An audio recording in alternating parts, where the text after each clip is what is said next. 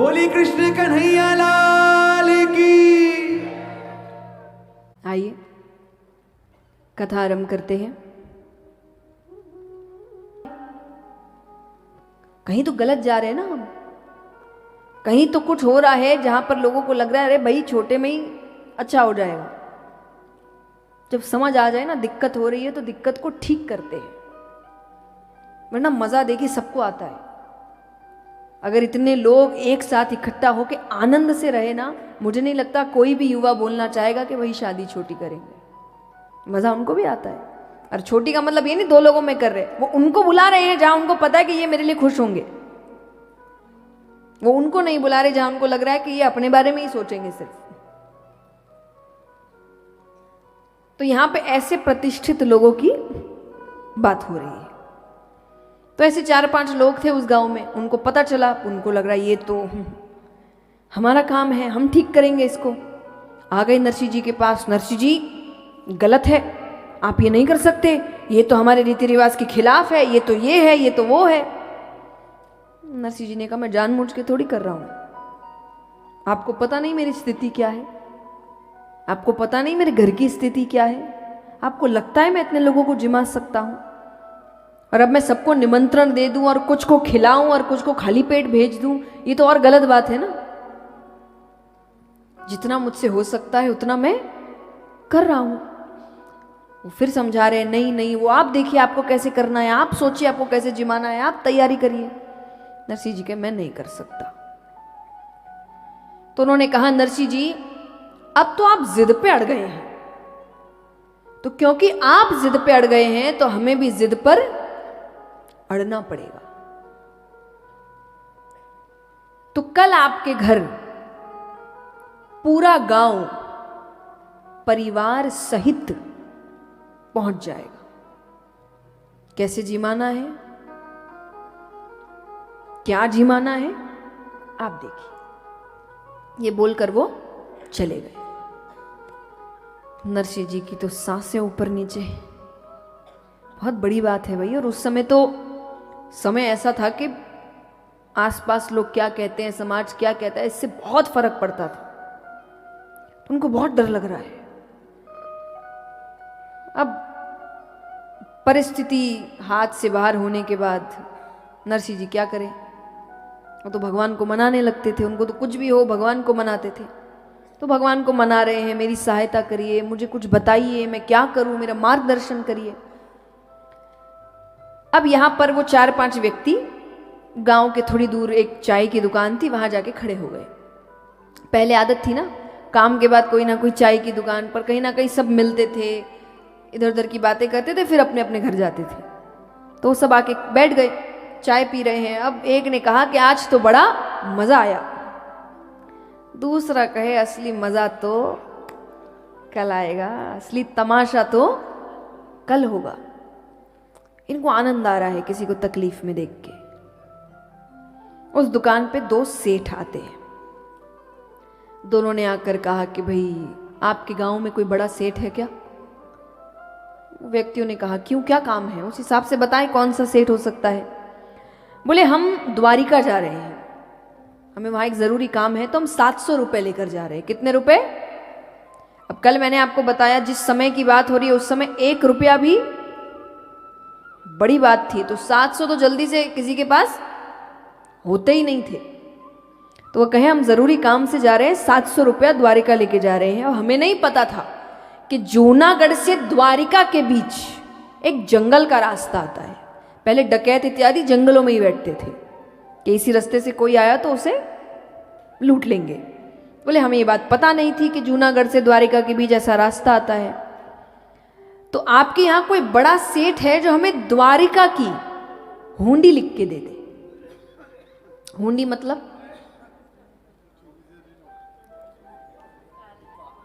चलिए मैं आपको बताती हूं क्या होता है, वो क्या है उसको आप समझिए। तो मान लीजिए कोई व्यक्ति है जो बहुत बड़ा सेठ है, धनवान है, उसके अलग अलग शहरों में काम है। तो आप उसको इस शहर में पैसे दो, उसका आदमी दूसरे शहर में आपको पैसे वापस कर देगा। समझ गए? इसको उस समय कहते थे हुंडी। अब आजकल जान पहचान में होता है, पहले अनजानों में भी होता था। बस आपको एक चिट्ठी लिखनी पड़ती थी, उसमें आप सेठ जी का नाम लिख दो, किसके थ्रू भेज रहे हैं लिख दो, कितने रुपए हैं लिख दो, और फिर जाके आप वहां दे दो, आपको पैसे मिल जाते थे। तो वो कहे कि हमें द्वारिका की 700 रुपए की हुंडी लिख के दे दे। बहुत धनवान है। अच्छा, कहाँ रहते हैं? बोले एक दिक्कत है, मगर वो बहुत कंजूस है, वो मानेगा नहीं। वो आपसे एक ही बात कहेगा कि मैं कोई सेठ नहीं हूं, ये सब झूठ बोलते हैं, मेरे पास कुछ नहीं है, क्योंकि उनको पता है नरसिंह जी यही लाइनें बोलने वाले हैं। पर आप तो उनके चरण पकड़ लेना, क्योंकि एक बात बताएं, वो कंजूस धन से है पर वो भगवान का बहुत बड़ा भक्त है। तो आप तो बस रट लगा लेना कि आप द्वारिका जा रहे हैं भगवान के काम से, फिर वो लिख देगा। उन्होंने कहा ठीक है, पूरा तैयार करके भेजा दोनों को। नरसिंह जी देख रहे हैं, वो दोनों सेठ आए कि नरसिंह जी आपकी एक मदद चाहिए थी, आप इतने बड़े सेठ हैं। नरसिंह जी कहे मैं सेठ हूं? बोले हाँ। बोले किसने बोला? बोले वो बाहर चाय की दुकान पे 4-5 व्यक्ति बैठे थे, आप हमें 700 रुपए की हुंडी लिख दीजिए। नरसिंह जी कहे वो सब मजाक कर रहे थे, मैं कोई सेठ नहीं हूं, मेरे पास कुछ नहीं है, मेरे पास धन बिल्कुल नहीं है। पर ये लाइन है तो वो दोनों पहले भी, उनको पता है कि यही लाइनें बोलने वाले। अब उनको और विश्वास हो गया उन व्यक्तियों पे कि सच बोल रहे थे। उन्होंने चरण पकड़ लिए, नरसिंह जी आप हम द्वारिका जा रहे हैं, नरसिंह जी भगवान का काम है, भगवान के काम में मदद नहीं करेंगे। अब एक शब्द आता है इत्तेफाक, अंग्रेजी में उसे कहते हैं कोइंसिडेंस। अंग्रेजी में उसे कहते हैं कोइंसिडेंस, इत्तेफाक। यानी दो घटनाओं में हमें लगता है कि रिश्ता है पर होता नहीं। अब नरसिंह जी भगवान को तो मना रहे हैं, उनको लग रहा है क्या पता भगवान नहीं भेजा हो। तो उन्होंने वो 700 रुपए लिए, एक पर्ची तैयार की, सावलसा सेठ द्वारिका नगरी 700 रुपए नरसिंह मेहता।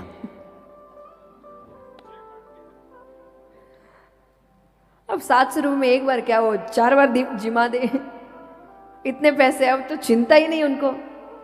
तो वो तो पूरे तैयारी, अब जिमाने की तैयारियां कर रहे हैं। वो दोनों द्वारिका पहुंच गए। अब वो सबसे पूछ रहे हैं भाई ये सावलसा सेठ कहाँ है? लोग कहे भाई फलान सेठ है, ये सेठ है, सावलसा नाम का तो यहाँ पर कोई सेठ नहीं है, बाकी नया आया होगा तो पता नहीं, उससे पूछ लो। बेचारे पूरे दिन घूमते रहे, कोई नहीं मिल रहा उनको। दूसरे दिन नरसिंह जी ने तो भोजन पूरा तैयार कर लिया अच्छे से, गांव आया, अच्छे से जीम रहा है। अब देखा जाए तो तमाशा तो हुआ ही नहीं, जो उनको चाहिए था वो मिला नहीं। अब कुछ तो करे, अच्छा नहीं लग रहा उनको।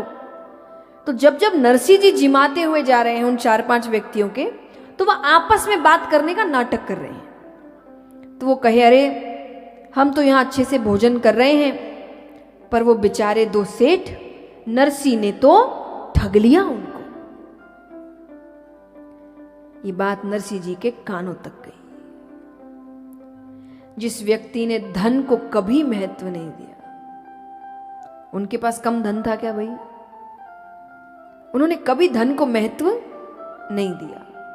आज उस व्यक्ति पर धन की ठगी का इल्जाम लग रहा है। अब बात इज्जत पे आ गई। जब परिस्थिति नरसिंह जी के हाथ से बाहर चली जाती थी, तब वो केदार का राग गाते थे कि अब आना पड़ेगा, अब मैं नहीं कर सकता कुछ, अब आपको करना पड़ेगा। ये तो बात इज्जत पे आ गई है। नरसिंह जी भगवान को मना रहे हैं। नरसिंह जी कहे उम्हरी हुंडी स्वीकारो महाराज रे, सावरा गिरधारी म्हारी हुंडी। गाना है, मुझे गाने को बुलाया, इसका मतलब ये नहीं कि आप शांति से बैठे रहेंगे। उम्हरी हुंडी स्वीकारो महाराज रे, सावरा गिरधारी मारी।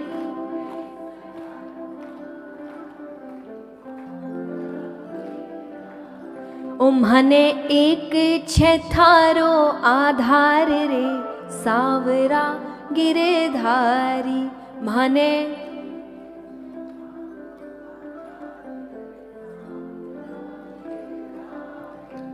आइए, हमारे काम भी कई रुके पड़े हैं जीवन के। यहाँ हर कोई है जिसके जीवन में कुछ ना कुछ काम ऐसा है जो पूरा नहीं हुआ, जो उनको भगवान से पूरा करवाना है। उन्होंने अपनी तरफ से बहुत कोशिशें कर ली पर काम बन नहीं रहा है।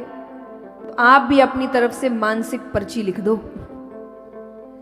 कि हमारी हुंडी भी भगवान के पास है, अब इसको पूरा करना उनका काम है। किस किस के काम अटके पड़े, हाथ उठाओ। क्या बात है।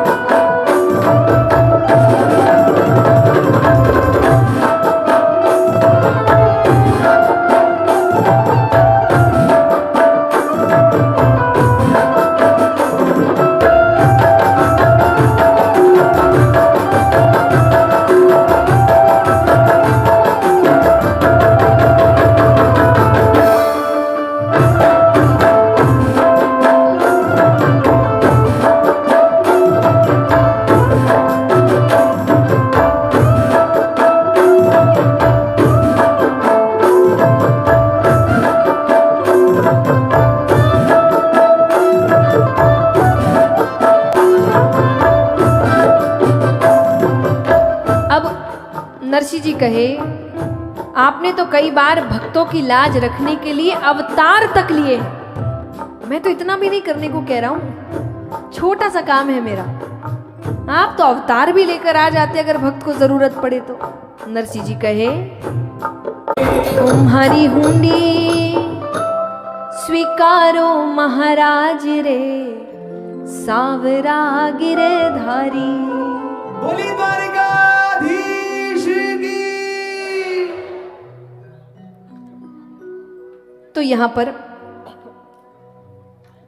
नरसी जी केदार का राग गा रहे हैं। अब केदार का राग गाए और भगवान नहीं आए, ऐसा तो हो नहीं सकता। भगवान का वादा है, उनको आना ही पड़ेगा। तो यहां पे वो दोनों सेठ तंग हो गए।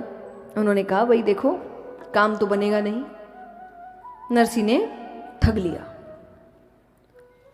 तो अब बस दर्शन करते और वापस जूनागढ़ चलते, फिर उनसे बात करेंगे, पैसे वापस लेते अपने। दर्शन करने गए हैं। यहां भगवान ने मुनीम का रूप बनाया। मंदिर के ठीक बाहर हिसाब किताब का सामान लेके बैठ गए। अब वो दोनों बाहर निकले तो बेचारे 1.5 दिन से घूम रहे हैं। तो दिख रहा है कि मंदिर के आसपास ये व्यक्ति तो अभी बैठा नहीं था 1 दिन से। तो उनको लग रहा है नया लग रहा है, पर उम्मीद इतनी खत्म हो गई है कि उनका मन नहीं कर रहा पूछने का। तो उन्होंने कहा, पूछेंगे नहीं, उसके आसपास जाके आवाज देते हैं। मतलब नाम, किसी का आप नाम पुकारोगे तो देखेगा ही ना। तो कहे उसका नाम लेते, अगर वही हुआ तब तो सर घुमाएगा, क्योंकि भगवान बैठे हैं।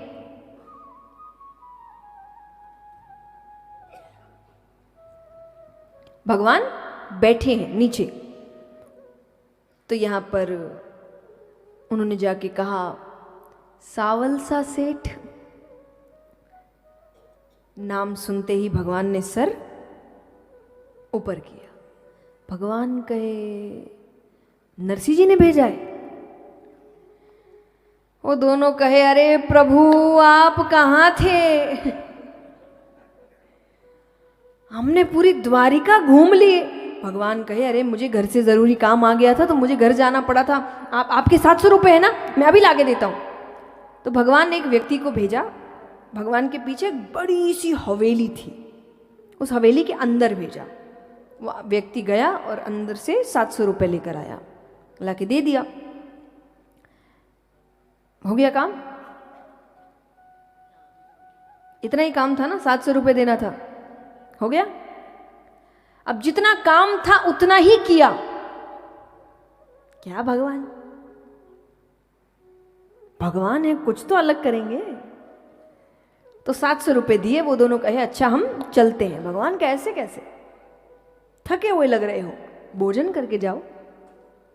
थके हुए तो थे, तो उन्होंने मान गए, वो भी ठीक है। तो भगवान उसी हवेली के अंदर लेकर गए। अंदर गए तो अंदर हजारों मुनि बैठे हुए हैं, सब हिसाब किताब कर रहे हैं। अब हम ऐसे किसी के घरे ऑफिस जाते हैं जो हमें बड़ा आदमी लगता है ना, तो तुरंत से आदमी बोलता नहीं है, तो वो अपने आसपास वाले कोई कोनी मारता है, हाँ कि ना, ह्यूमन नेचर ही है। तुरंत से इंसान नहीं बोलेगा, जिसके साथ है वो उसको इशारों में बताएगा कि भाई ये तो बहुत बड़ा आदमी है। तो वो भी एक दूसरे को कोनी मार रहे हैं। दूसरे को मन नहीं माना, उसने पूछ ही लिया कि ये सारे आपके लिए काम करते हैं, क्योंकि उनको था कि भाई द्वारिका आना जाना पड़ता है, थोड़ा हम भी पहचान बना ले कि भाई ये सब आपके लिए काम करते हैं। भगवान के नहीं तो, अरे तो ये इतने मुनीम किसके लिए काम करते हैं? भगवान के सब नरसिंह जी के लिए काम करते हैं।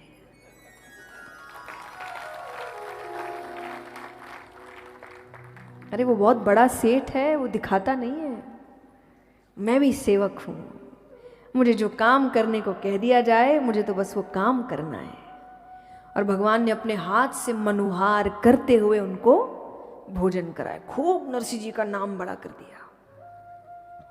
पर नरसिंह जी को तो ये सब पता ही नहीं है। वो तो बेचारे सोच रहे हैं कि क्या हो गया, मुझसे गलती हो गई, क्या पता वो लोग भगवान ने उनको नहीं भेजा हो। तो वो तो दरवाजे पे ही खड़े हैं, उनको लग रहा है कि भाई ये तो चिल्लाने आएंगे ही दोनों अब। तो उनको लग रहा है जैसे ही आएंगे मैं तो वहीं चरण पकड़ लूंगा, तो दरवाजे पे ही खड़े हैं। समय निकला, वो दोनों आते हैं। आए तो नरसिंह जी चरण पकड़ने ही वाले हैं कि उन दोनों ने नरसिंह जी के चरण छुए।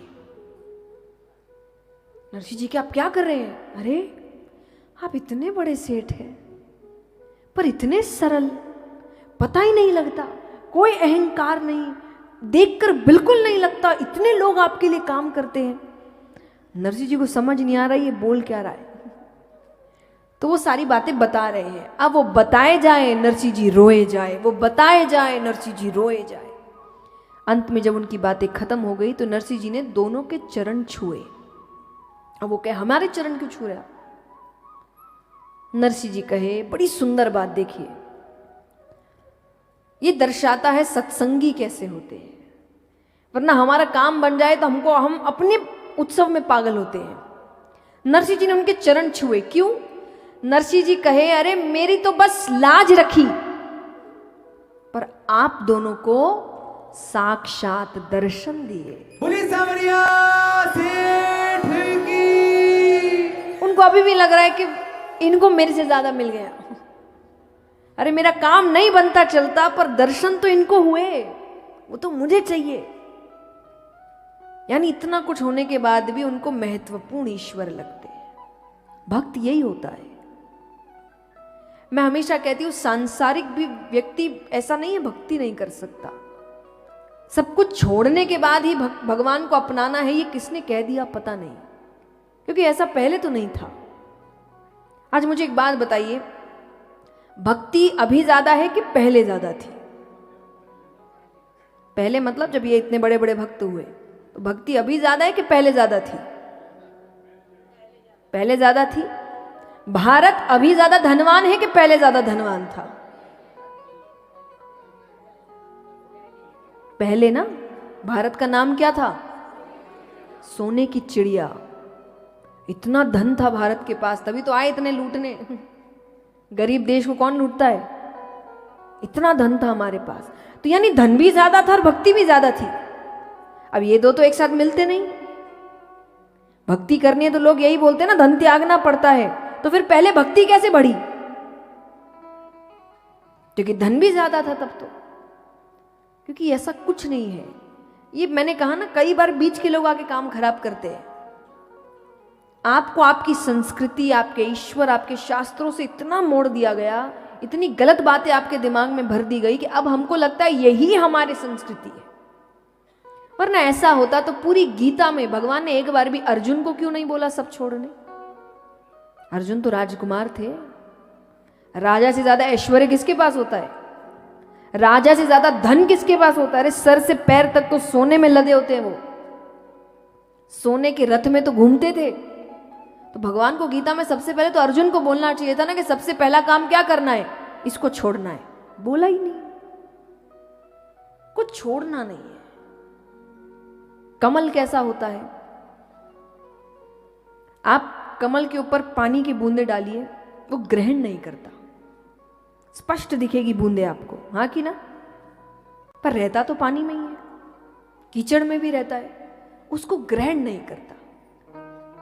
तो रहना है, संसार में रहना है, परिवार में रहना है, ग्रहण नहीं करना। और ग्रहण नहीं करने का मतलब क्या होता है कि आप चीज खरीदें। कि मैं एक सिंपल आपको उदाहरण दे रही हूं, क्योंकि हम धन कमाते, चीजें खरीदते हैं, मन के हिसाब से काम करते हैं। आप चीज खरीदे तब तक एकदम सही जा रहा है। जितनी चीजें खरीदनी है खरीदो, चीज आपको नहीं खरीदना चाहिए। वो आपके दिमाग में इतना बड़ा हिस्सा ना कर ले कि उसके होने ना होने से आपके जीवन में बड़ा बदलाव आ जाए, यानी फिर उसने आपको खरीद लिया। देखा जाए तो ये सारी चीजें बस हमारे जीवन में आराम लाने के लिए है, खुशी के लिए नहीं। खुश तो हो ना हो फर्क नहीं पड़ता, आराम के लिए है, हाँ कि ना? पर हम इन चीजों से खुश होने लगे हैं, इन चीजों से दुखी होने लगे हैं। अंत में है सब कुछ खिलौना। बचपन में 50 की गाड़ी खरीदते थे, अब 50 लाख की खरीदते हैं। है तो खिलौना, पर पहले टूट जाए तो फर्क नहीं पड़ता था, अब खरोच आ जाए तो पागल हो जाते हैं। यानी उतना मन लगा रखे हो ना उसमें, आनंद लेना है। भगवान कहते हैं इतना मन लगाता है फिर भी आनंद नहीं लेता। आज हम सबकी इच्छाएं हैं, किसी को ऐसी गाड़ी खरीदनी है, किसी को वैसी गाड़ी खरीदनी है। गाड़ी खरीदने के बाद उसका आनंद कितना लेते हैं, वो तो लेने के बाद अब दूसरे पे मन आ गया, हाँ कि ना? जब नया फोन खरीदते हैं, 1 महीने तो फोन का इतना ध्यान रखते हैं कि हम गिर जाए फोन ना गिरे, हाँ कि ना? 1 साल बाद खरोच आई हुई है, किसी का स्क्रीन टूटा है। अब प्यार कहां गया? जब खरीदे थे तब तो बहुत प्यार था इससे, तो ये असली खुशी थोड़ी हुई। तो हम आनंद नहीं लेते क्योंकि कुछ महीने बाद ही हमारा मन किसी और चीज पर हो गया। आज हमारे लिए सफलता का मतलब इकट्ठा करना हो गया है। सफलता का मतलब आनंद लेना होता है। भले एक ही गाड़ी है पर उसका आनंद लेते हैं। अभी 10 है, बैठते 2 पे भी नहीं। ये तो इकट्ठा कर रहे हो ना। इकट्ठा करते करते करते करते करते पता चलेगा अंत समय आया और अब लगेगा कि पूरा जीवन तो इकट्ठा करने में ही निकल गया, आनंद ही नहीं लिया। तो मुझे इस चीज से दिक्कत नहीं है।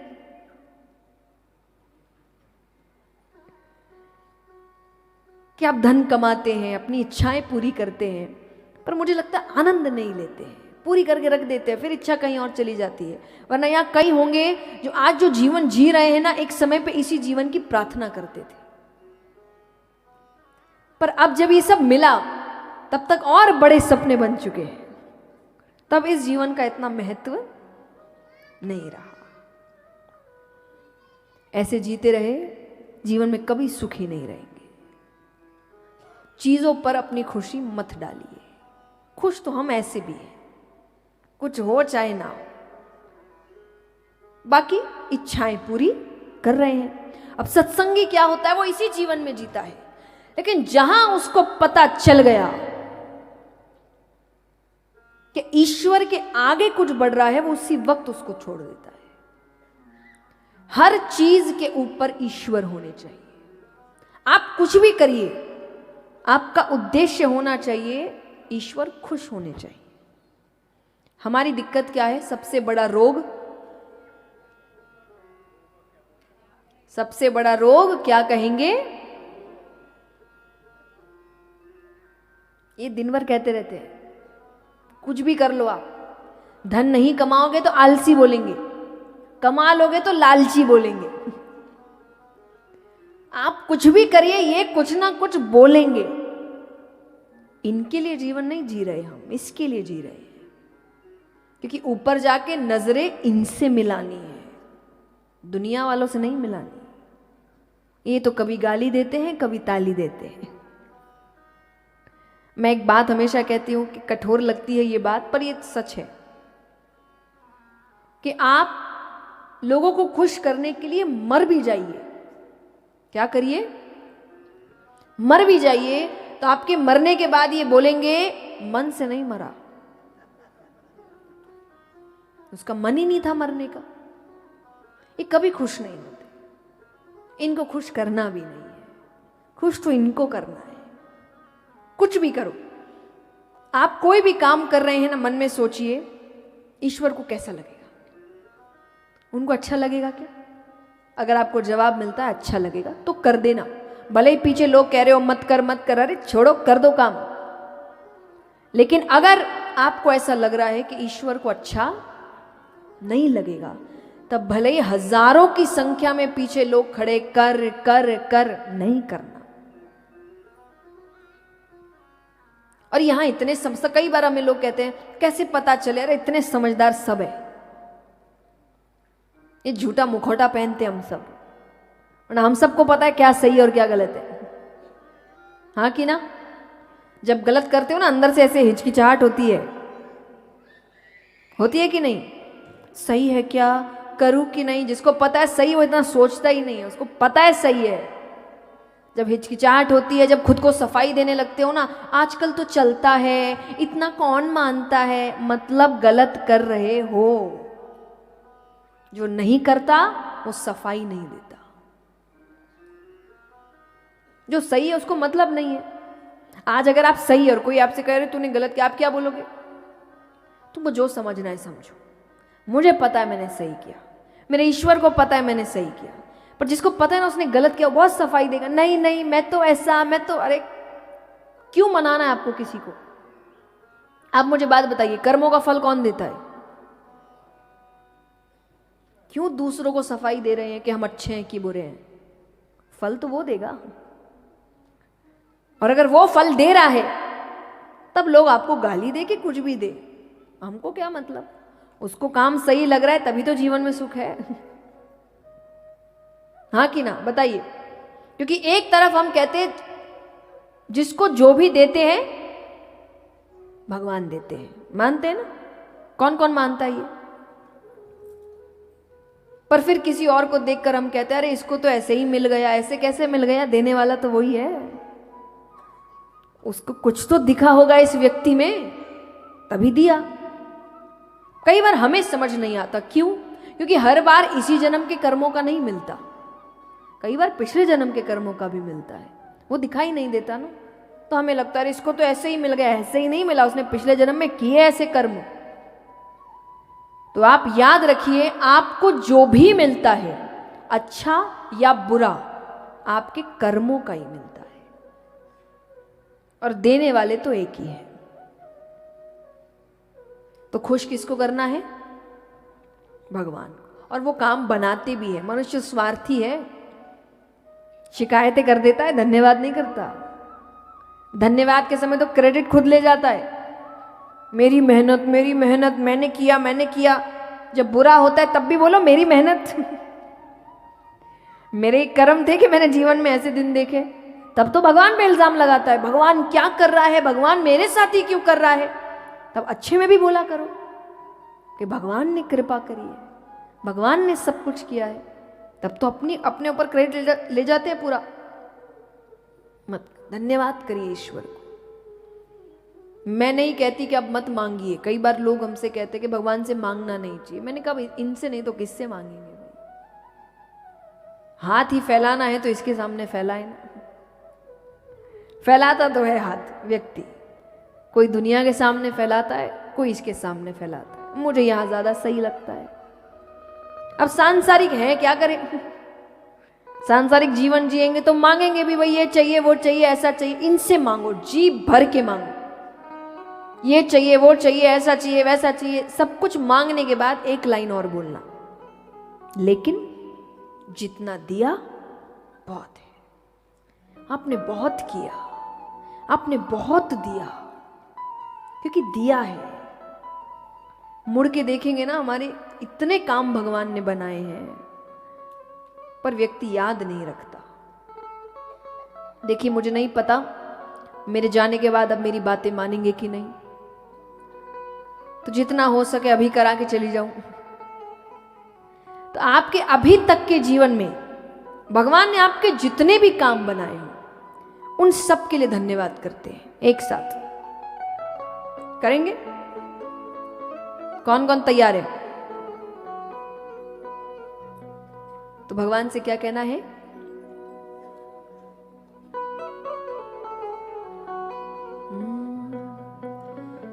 मेरा आपकी कृपा से सब काम हो रहा है, मेरा आपकी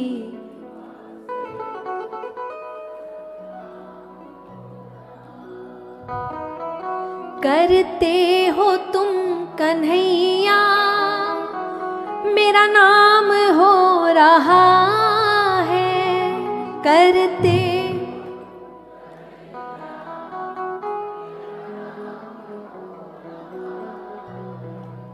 मेरा आपकी।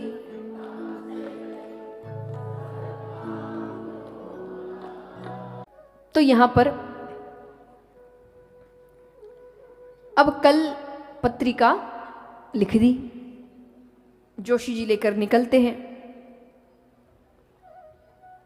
जूनागढ़ पहुंचते हैं। अब सबसे पूछ रहे हैं कि भाई ये सेठ नरसी का घर कौन सा है। एक तो सेठ सुनते ही पहले लोग हंसे, पर अब सब बता रहे हैं। अब धन खत्म हो गया, पर नरसी जी की हवेली थी, भगवान ने उनको जो हवेली दी थी। तो गांव वाले कवे, आमा सामा दरवाजे पर तिलक मांड्या, कि सामने दरवाजे पे तिलक मांडेड़ा होवे, भगवान की फोटो लगाई होवे, और अंदर से आवाज आ रही होवे, राधे कृष्ण कृष्ण कृष्ण राधे राधे, राधे श्याम श्याम श्याम राधे राधे। वही नरसिंह मेहता का घर है, भक्त के घर की पहचान। अब घर मिल गया। अब घर देखो, बाहर से तो दिखने में तो, अंदर की बात अलग है। बाहर तो जोशी जी देख के सोच रहे हैं अब तो 5-6 दिन यही रहूं मैं। जोशी जी तो जाय पोली माई ने धस्या, और बैठोड़ा साधुड़ा हड़ हड़ ही हंसिया। अब नरसिंह जी का ऐसा कहा हुआ था कि हमारे घर कोई आता है तो देने के लिए तो हमारे पास कुछ है नहीं, कम से कम मुस्कुरा के तो स्वागत किया करो। अब नरसिंह जी ने बोला मुस्कुराओ, ये जोर जोर से हंसे। बहुत साधु रहते थे दिन भर नरसिंह जी के घर पे। अब जैसा मैंने कहा, बच्चे और बूढ़े एक जैसे होते हैं। अब बच्चों के सामने जोर से आवाज हो जाए तो बच्चे डर जाते, घबरा जाते हैं, बूढ़े भी घबरा जाते हैं। तो अब इतनी जोर से सब हंसने लगे कि उस चक्कर में, उस घबराहट में आखड़ गया जोशी जी, अलूज गई धूत, उनकी धोती उनके पैरों में फंस गई। और साधुड़ा जाने छे पांड्यो करे छे दंडोत। अब धोती फंस गई तो वो गिरते हैं सब सूर्यों के बीच में एकदम सीधा। अब उठाने की बजाय ये सब चिल्ला रहे हैं, अरे नरसिंह जी आज तो पक्का भक्त आ गया। नरसिंह जी के कैसे पक्का? अरे बोले कोई आता है जय श्री कृष्णा करता है, कोई राम राम करता है, ये तो दंडवती कर रहा है।